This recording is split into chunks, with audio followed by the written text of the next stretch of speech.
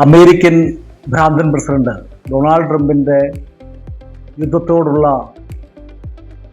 അഭിനിവേശത്തിൻ്റെ ഭാഗമായി ഇറാനെ ആക്രമിച്ചു തുടങ്ങിയ കാലഘട്ടത്തിൽ നമ്മളെല്ലാവരും നമ്മളെ ബാധിക്കുന്ന വിഷയമല്ല എന്നുള്ള ധാരണയിൽ അത് കണ്ട് ആസ്വദിച്ചിരുന്ന ആളുകളാണ്.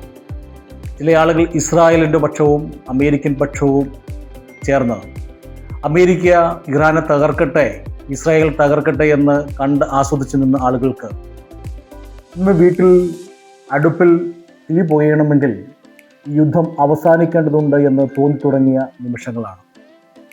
ലോകത്താകമാനം ഊർജ പ്രതിസന്ധിയിലേക്ക് നാട് കടന്നിരിക്കുകയാണ്. ഇറാൻ ഹോർമുസ് കടലിടുക്ക് അടച്ചതിനെ തുടർന്ന് കപ്പലുകൾ വഴിയുള്ള ഇന്ധന വ്യാപാരം നിലച്ചിരിക്കുകയാണ്. അത് ലോകത്താകമാനം വലിയ പ്രതിസന്ധിയാണ് ഊർജ്ജ മേഖലയിൽ കൊണ്ടുവരുന്നത്. സ്വാഭാവികമായും ഇപ്പോൾ നമ്മുടെ അടുക്കളയിൽ പാചകവാതകത്തിനുൾപ്പെടെ വാതകം കിട്ടാതെ വരുന്നുണ്ട് എങ്കിൽ നമ്മുടെ ദൈനംദിന ജീവിതത്തെ മൊത്തം ബാധിക്കുന്ന ഒരു നിലയിലേക്ക് ഈ യുദ്ധം വന്ന് എത്തിച്ചേരുകയാണ്. നാം അറിയേണ്ടത്, നമുക്കകലെയാണ് ഇറാനെങ്കിലും ആ യുദ്ധങ്ങളെല്ലാം നമ്മളെയും ബാധിക്കുമെന്നുള്ള യാഥാർത്ഥ്യം നമ്മൾ തിരിച്ചറിയണം. ഏതൊരു യുദ്ധവും നമുക്ക് എല്ലാവർക്കും സർവനാശമുണ്ടാക്കുന്നതാണ് എന്നുള്ള തിരിച്ചറിവാണ് നമുക്കുണ്ടാവേണ്ടത്. ഭ്രാന്തനായ ഡൊണാൾഡ് ട്രംപിൻ്റെ ഒപ്പം നിൽക്കുന്നവർ അത് പുനർവിചിന്തനം നടത്തുന്നതിന് തയ്യാറാവണം എന്നാണ് എനിക്ക് സൂചിപ്പിക്കാനുള്ളത്. ഇത് ലോകത്തിനുള്ള വീണ്ടും നൽകുന്ന വലിയ മാതൃകയാണ്. ഇനിയും ഈ പറഞ്ഞതുപോലെ യുദ്ധം തുറന്നുകൂടാ. ഇത് ലോകത്തെ ജനങ്ങളെ മൊത്തം ബാധിക്കുന്ന വിഷയമായി മാറിയിരിക്കുന്നു.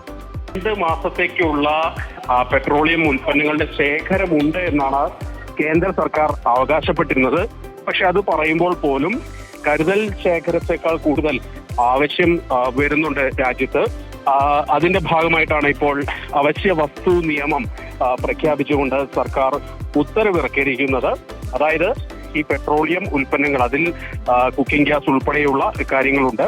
ഇതിന്റെ എല്ലാം തന്നെ നിലവിൽ തന്നെ ലോക്കൽ മാർക്കറ്റിൽ ഇതിന്റെ ലഭ്യത കാര്യമായിട്ട് പ്രശ്നം അനുഭവിക്കുന്നുണ്ട്.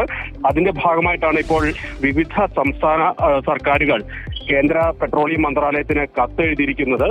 അതായത് ഇക്കാര്യത്തിൽ കാര്യക്ഷമമായിട്ടുള്ള ഇടപെടൽ വേണം എന്നാണ് തമിഴ്നാട്, അതുപോലെ തന്നെ കർണാടക സർക്കാരുകൾ, തെലങ്കാന സർക്കാരുകൾ ഉൾപ്പെടെ ആവശ്യപ്പെട്ടിരിക്കുന്നത്.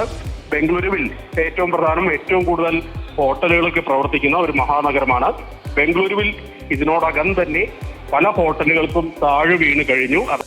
മധ്യപൂർവേഷ്യയിലെ യുദ്ധം ഹോർമൂസ് കടലിടുക്ക് വഴിയുള്ള ചരക്കുനീക്കം തടസ്സപ്പെടുത്തിയതോടെ വലിയ പാചകവാതക ക്ഷാമത്തിലേക്കാണ് ഇന്ത്യയും കേരളവും നീങ്ങിക്കൊണ്ടിരിക്കുന്നത്.